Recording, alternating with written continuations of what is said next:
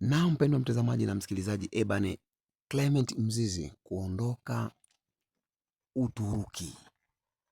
Kama kawaida, kama ulikuwa ujui, Mzize kaipata dili nzuri sana, anakwenda Uturuki. Moja kati ya vilabu vizuri sana, anakwenda kujizolea mpunga. KC1 imekufikisha na kukupa mazuri ya Clement Mzize. Ni winga ambaye ni mshambuliaji anaweza kukipiga sehemu mbalimbali, mwenye nafasi nzuri sana na mwenye uwezo. KC1 leo inakuja kumchambua Clement Mzize ambaye anakuja kuipata nafasi ya kwenda kuperform Uturuki.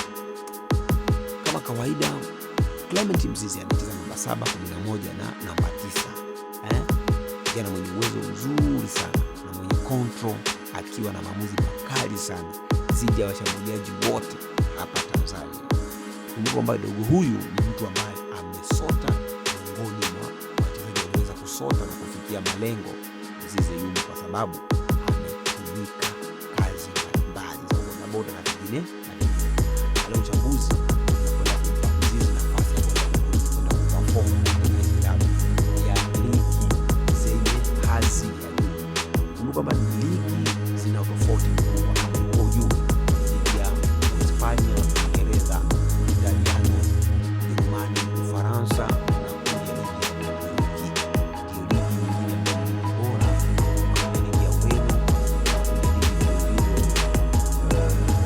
kuna ligi ya Ureno, kuna ligi ya Belgiji, ligi ya Brazil, kuna ligi leo Clement Mzize anaanza kujizolea nafasi kubwa kwamba mtindo wa hudi ambaye anaweka pia vile hitaji timu za ligi ya kuhitaji, lakini hilo ni sasa hivi Uturuki tayari wanaanza kuwinda baada ya vilabu vya nchini kule ambapo kunapatikana Galatasaray na Fenerbahce wanaanza magoli anayofunga Mzize sio magoli uwezo wa kupiga kwa mbali, uwezo wa kupiga nafasi kwa mrefu. Bado kijana mdogo ambaye anaweza katika nzuri kama Yanga anaweza kumpotezea shanga ya shilingi 20 haifai kama msaidia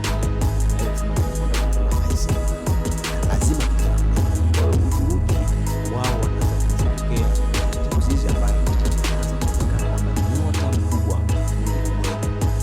miongoni mwa vilabu